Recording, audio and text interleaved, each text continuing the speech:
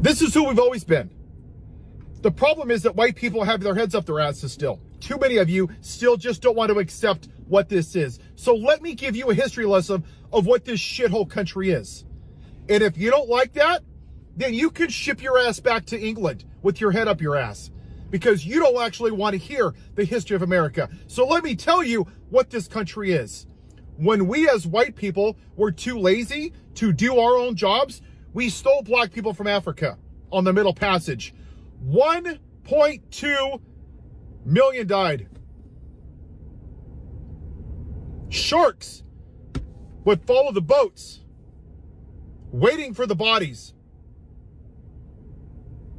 Then we kept them as fucking animals, beat them, whipped them, put them in trees, fed them to fucking alligators, burnt down their Wall Street.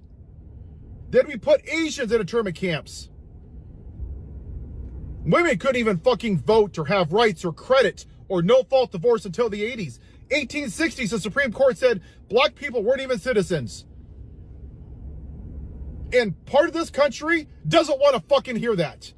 I'm a patriot. You're a piece of shit, is what you are. You're not a fucking patriot. You're a nationalist.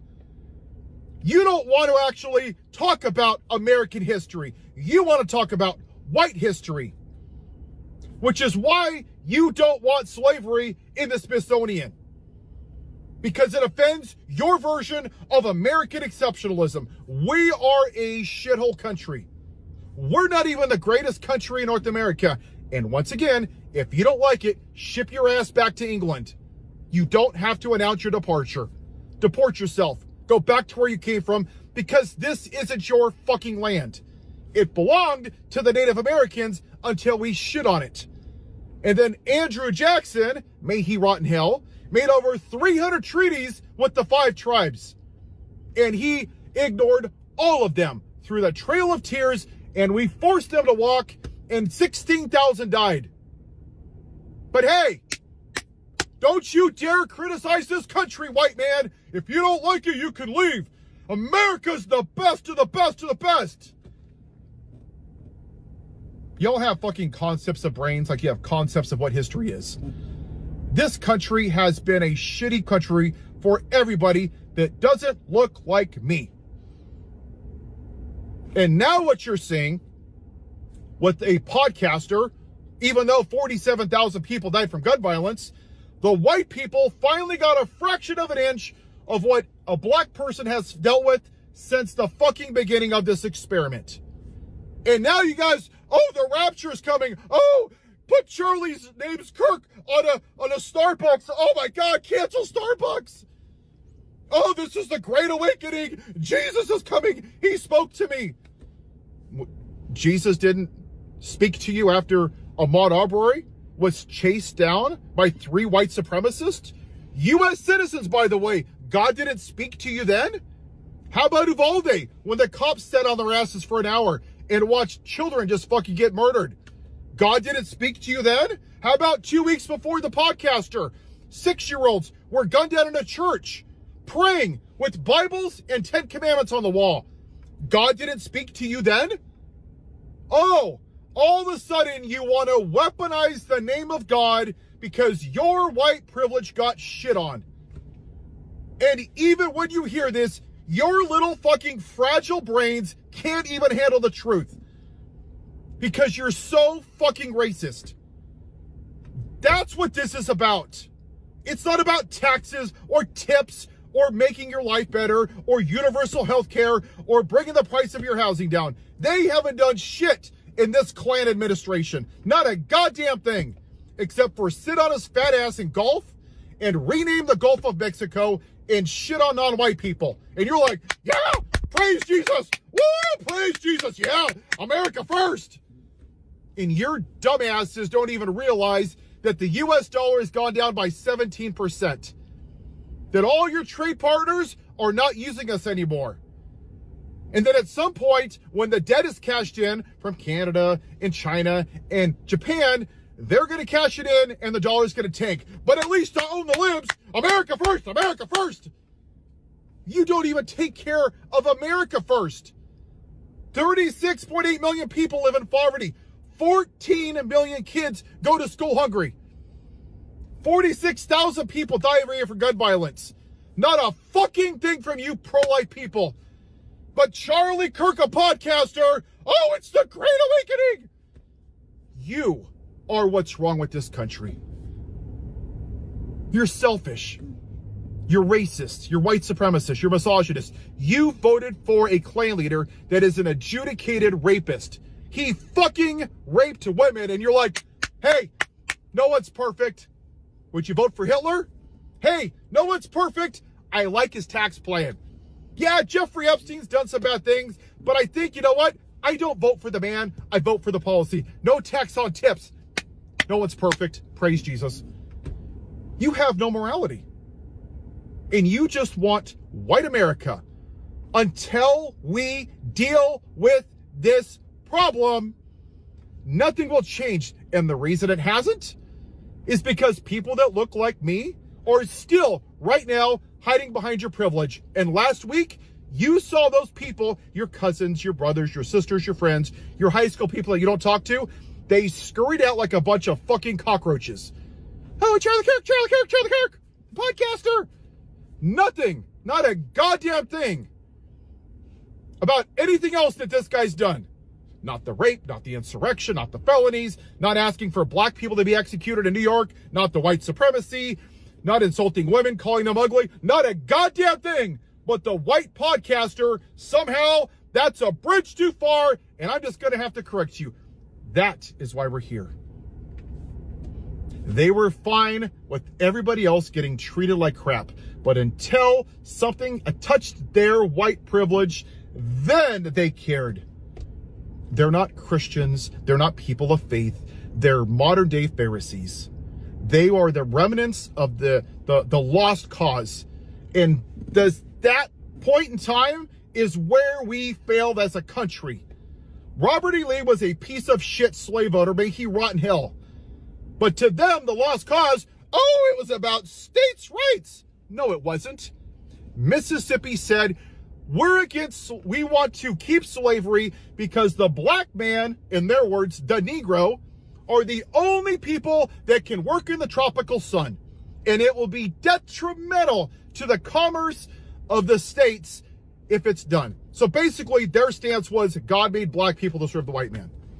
Does that sound like a states' rights issue? Does it? But instead of accepting it, you guys lied to yourself. And then once again, 2020, oh no, it was rigged. Did you see Martin Luther King go to violence? Rosa Parks? John Lewis? But the white man lost an election and they believed the lie, so they get away with beating officers with American flagpoles. They're patriots, but if you kneel before a flag peacefully, you're a son of a bitch. Funny how that works. Make America white again. Until we deal with this, we will never get out of this. And if it has to burn to the ground, then so be it. Because this is why we're here. This is the only reason we're here. And if you want to go back to the economics part, that's cool. But go look at the Hurricane Katrina documentary. You know what happened? Certain parts, when they were rebuilt after the flooding, they were primarily black. You know what happened? The white man raised the rent by 2 and 3 times. What do you think happened to those black communities? Oh yeah, I'll let you know. Spoiler alert, it turned to a white community. Why? Because they didn't want to pay black people a fair wage. So when you say, I don't have privilege, fuck off. Have you had to give a talk to your kid? Have you had your house redlined? Was your house valued more? Were you called the N-word? Did you have to give your kid the talk? Then fuck off with your white privilege. Just because you're poor doesn't mean you don't have privilege. It means that you're treated differently than everybody else. That's what white privilege is. And you can shove it up your ass.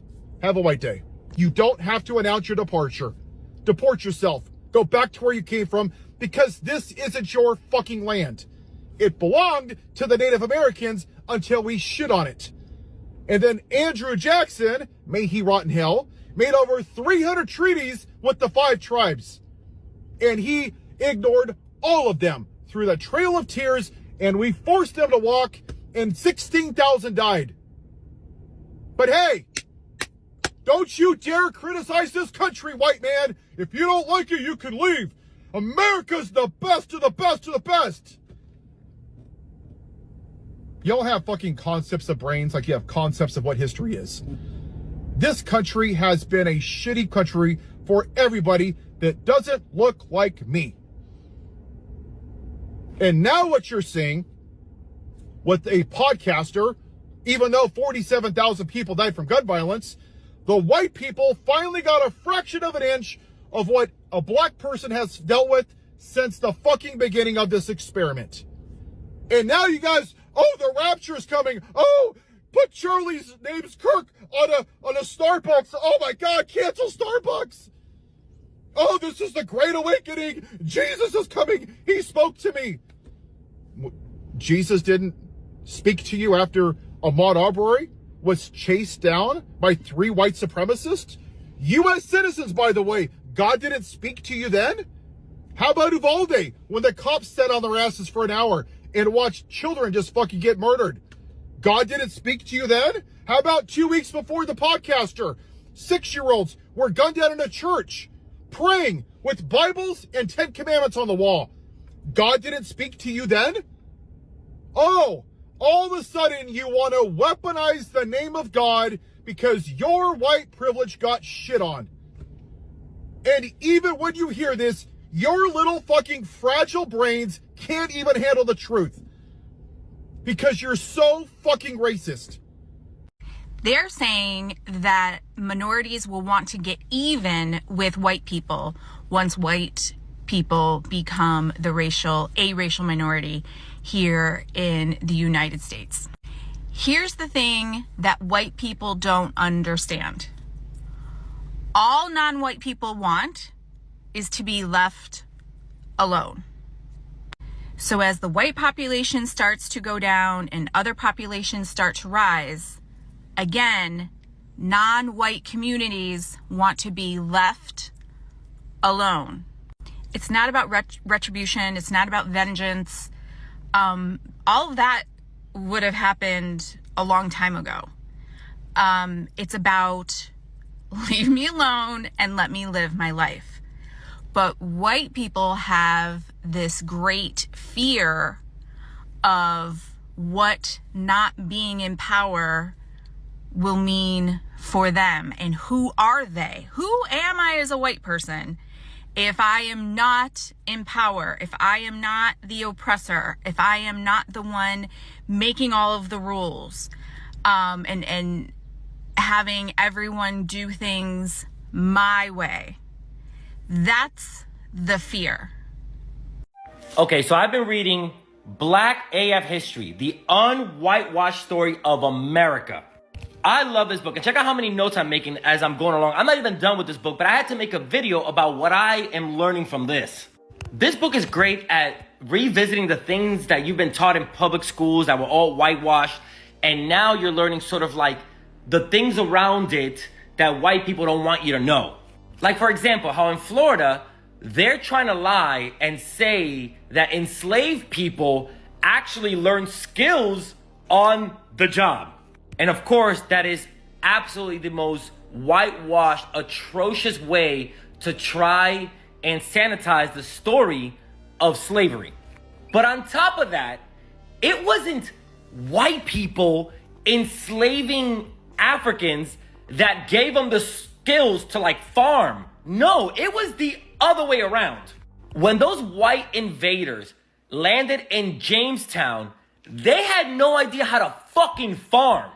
And they didn't even teach themselves for the first 10 years that they were there. The white people basically survived in 3 ways for the first 10 years. One was taking handouts from the indigenous people who kept giving them food so they would live. 2 was sending ships back to England to get supplies. And 3 was eating each other. So instead of going, oh man, should we just like learn how to farm so we stop having to eat each other? No, somebody thought, hey, you know we can buy enslaved people who already know how to farm. And that's what they did. They stole people from like rice cultures and farming cultures from Africa who already had the skills would be able to come over here and do literally all the work for them. Teach white people how to farm. White people were stealing people from Africa for their skills, not to teach them skills. I cannot wait to continue reading this. I'm probably going to make more videos on things that I learned along the way. But yeah, please pick up this book. Get it from a library. I promise you it's worth a read. And it's also, it has great humor in it. So even though you're reading tragic stuff, the author, Michael Harriot, does a great way of just, you know, bringing some levity to the situation. Most white people don't see racism. I know that it seems unbelievable because the signs are there if you look for them, but we don't see racism because we're spoiled. That's right, I said it. Here's how I personally illustrate this as an analogy from my personal experience. I have had problems with my feet all my life. And if I am having foot pain, all I can think about is how much my feet hurt. But when I found a style of shoes that were right for me, I realized I hardly ever think about my feet anymore because they don't bother me now. If something is causing you pain, you think about it. You think about how to make it stop. Or you give up thinking about it ever stopping and you think about how to endure it, how to live with it, how to fight it, how to minimize it. And that applies whether it's foot pain or racism. Most white people very rarely have to think about race unless we make a decision to think about it. And that's a choice for us. It's optional. It's not something we're forced to confront every day. As white parents, we tell our kids, if you get into trouble, find a police officer. They'll help you. Black parents would never do that. People of color give the talk about how to minimize the risk of getting killed by cops. If something doesn't hurt you, you don't learn to watch out for it. That is why white people don't get it when it comes to race. We walk through the world thinking our experience is the norm. So when black people describe being followed, being profiled, denied, or dismissed, it doesn't line up with what we have experienced. So we assume that black people are exaggerating, or too often we assume that it means that it's just not really happening. But the truth is, and I'm talking to white people here, racism isn't always blatant. It's not always a burning cross or a lynching. Sometimes it's a policy or a pattern that benefits us and makes us comfortable, so comfortable that we don't even notice. When it doesn't block your path, when it doesn't cause you any pain, you might not even notice that it exists. That's what white privilege is. Not just what you get, but what you never have to see. If my videos help you see something more clearly, please share. One share shows you care about setting the record straight. And if you want to help me keep making this kind of content, you can leave a tip at coffee.com/Kelly Snyder. I got something to say. Here goes. ICE is doing the same thing to Latinos that the government did in Tulsa and to black communities all over the United States. Disrupt the accumulation of wealth by people of color. And that's a commentary on the fragility of white supremacy more than anything else. Because success in those communities where they have inferior resources doesn't just mean a transfer of wealth. It means that white people are definitely not better than blacks and Latinos, even when the odds are stacked in our favor. Gumbo is better than bisque, ribs are better than prime rib, liver and onions is better than foie gras, and chicharrones are better than braised pork belly. More with less. And when those communities, black or brown, do more with less, white supremacists must step in and disrupt that progress. The perception of superiority must be upheld. After all, the perception is the only part that's ever been real anyway. The good news is that we also aren't inferior. White Americans could have equally kick-ass culture as people of color. We've just got to stop being assholes to everyone else and maybe have a little damn humility. And you personally may not be the one who put people of color down. You may not even be the person who kicked them when they were down. And you may not be the one using your boot to keep them down. But if you can see it happening and you refuse to help or even acknowledge that it's happening, baby, you're part of that. Apathy is oppression. The US population is 334 million people. 260 million of those are white. That's 78% of the population. Before colonization, there was an estimated 15 million Native Americans on Turtle Island. That figure is now 7 million. 400,000 people were forcibly brought to America during the transatlantic slave trade. Their descendants now number over 48 million. Firstly, the Americans, the real Americans, the Native Americans, were genocide at the same scale as the Irish were during the famine. Same scale, half the population gone, 15 down to 7. In Ireland it was 8 down to 4. White people, settlers, colonizers became the dominant population in America. Native people were nearly eradicated, confined to reservations, reduced and isolated and forced into very strange boarding schools that required their own video. The white people who left Britain to go to America were not okay, and the things that they did to the people that they found there were not okay. The majority of these white settlers arrived between the 17th and the 20th century. This was not a population surge, but a strategically backed intentional settler colonial project encouraged by private capital. The US government offered not only citizenship but land to European settlers that went out there. White population growth outpaces these other groups, not just because white people had more babies, but because they had higher survival rates, still do, higher access to healthcare, education, money off the land, while enforced segregation made sure that the same quality of life could not be afforded to black or brown people or natives. What happened to the Native Americans meets the UN Convention on Genocide standards. Settler colonialism doesn't rely on just killing everybody. It's replacement theory. The settler state depends on the ongoing reproduction of the settler class, and the white, nuclear, perfect little American family with their picket fence is a core mechanism of American government state power maintenance. This video is addressed at liberal white American women who read about social justice, donate to causes, march for Palestine, but you still imagine that having children is just a personal decision. That's private between you and your partner. To reproduce whiteness in this country is to participate in genocide. You are repeating it, not through violence, but through inheritance. You cannot separate your fertility from the system that holds it. Refusal is the first ethical act. Refuse to reproduce the settler fantasy. Refuse to keep passing the same power forward. You have to stop pretending that your family is neutral. You have to stop pretending that your child is just your child. In this system, your child is carrier of settler legacy, a beneficiary of violence, unless you choose to make them something else. That choice sits with you, and it's do or die.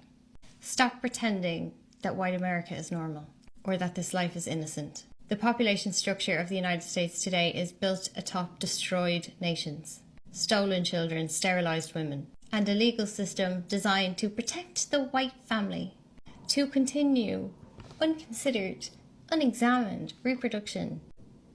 In that system is not passive. You are actively participating in colonialism. Reproductive refusal is a form of ethical resistance to late-stage capitalism. But this is not a call to antinatalism. It is a call to break the cycle of reproduction as erasure. Many settler descendants seek spiritual meaning, whether through God or otherwise, without acknowledging or confronting the material structures that you live inside. Without truth, reflection, repentance, restitution, your spiritual claims are empty. Continuing in 2025 to just do the suburban thing while ignoring genocide is not morally neutral. You're participating in systemic violence. This is not a blanket condemnation to motherhood or a denial of your worthiness to real human love and care. I am asking you to confront the reality that white liberalism is decoration for the most oppressive system the world has ever seen. And it is white liberal women who uphold and maintain both the patriarchy and capitalism.